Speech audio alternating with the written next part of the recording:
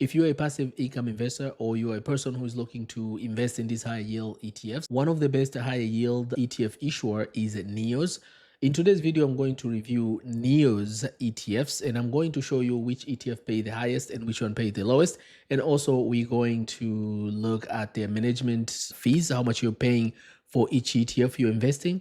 And lastly, I'm going to give you an update on Roundhill and YieldMax latest distributions.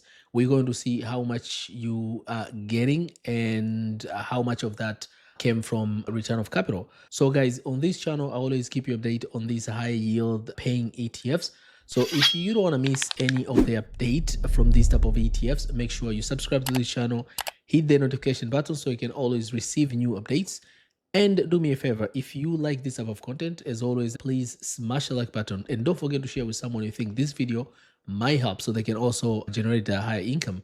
Now let's start. NEO has a bunch of ETFs, and one of the ETFs are for high income and some of them are for growth. So the most popular of the ETF is by far, I think, SPYI and QQQI, the high income, and this is the NASDAQ. And they have the third one is a Russell 2000 IW. As you can see here, the Russell and the QQQI, they pay the most, 14%, and distribution frequency, they pay monthly. They do not have weekly distributions ETFs like YieldMax and Roundhill. But you can see the management fee is pretty lower. It's 0.68. If you look at the YieldMax and Roundhill, they're around, for YieldMax is a little bit higher, more than 1% for some ETFs.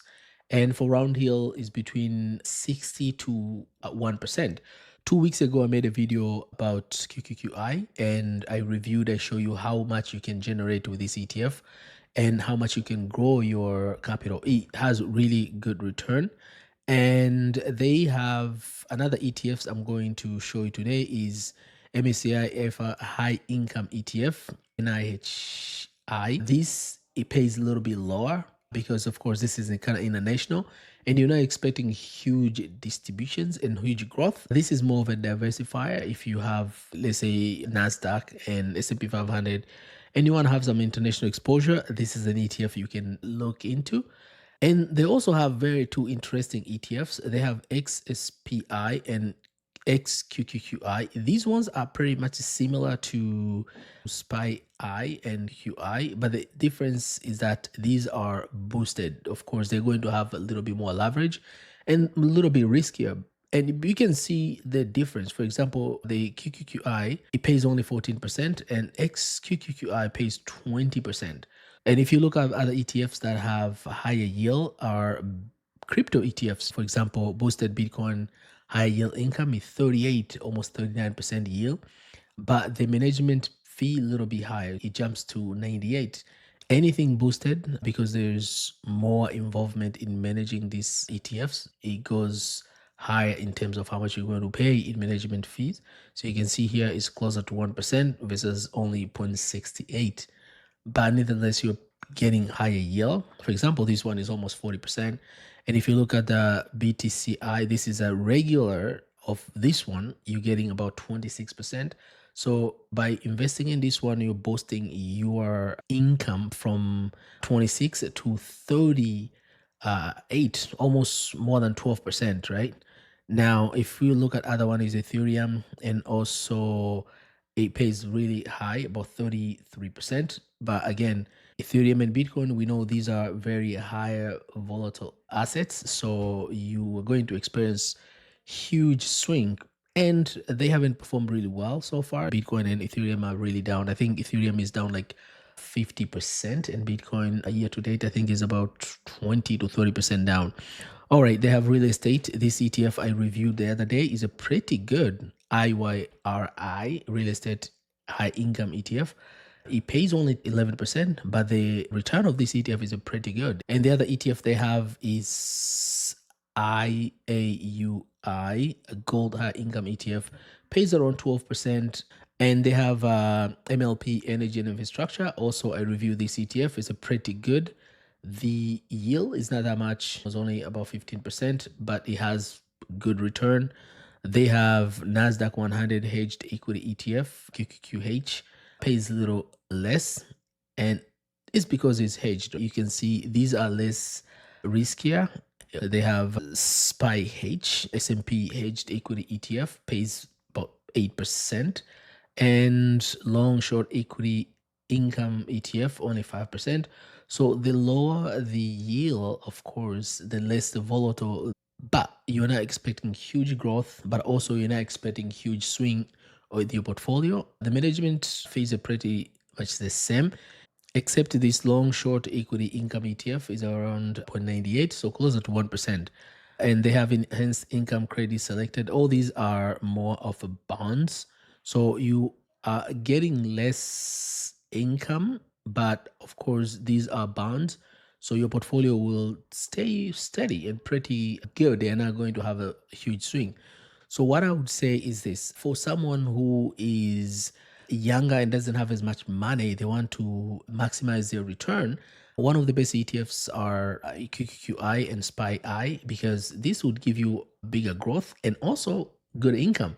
But if you want to go a little bit riskier, you can go to enhanced or boosted ones, which I mean XSPYI and QQQI, but the volatility will be higher.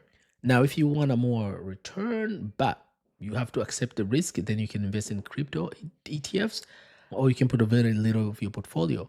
And I would say for someone who has a bigger portfolio, you're talking about like a 500,000 to 1 million, then if you invest in this type of ETFs, and of course, you're not going to put all of that in QQQI or something like that. You're going to put in those higher growth ETFs, but you're going to select one of these type of bond ETF to put your money, because these will have less growth, less return or dividends, but they're not going to crash or have huge volatility. So that's it for NEOS. Let me know which ETF out of these from NEOS do you like the best, and which one are you investing in? So leave a comment below. And another quick update is YieldMax distribution announcement for this week.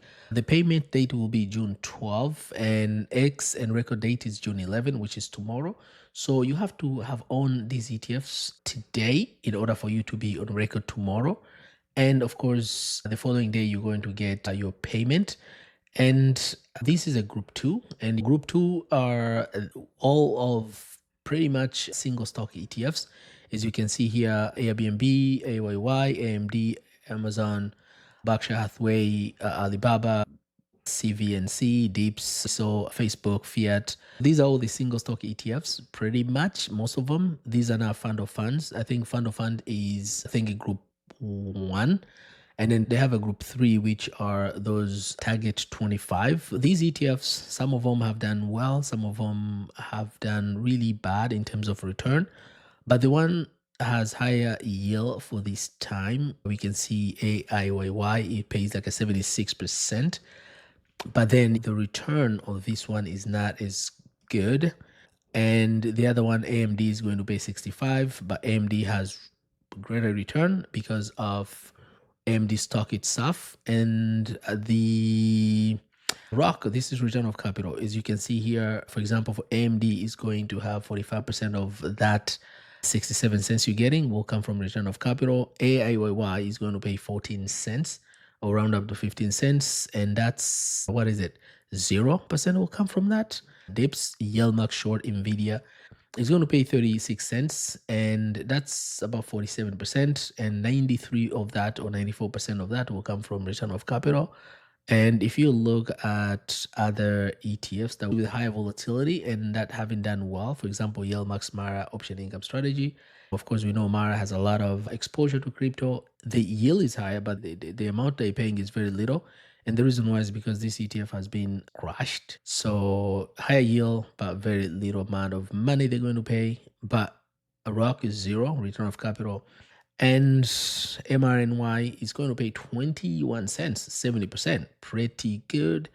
But 96% of that will come from return of capital. What else? Netflix, it's paying 31%. And SPYI, 75%. SPYI is going to pay 100% yield.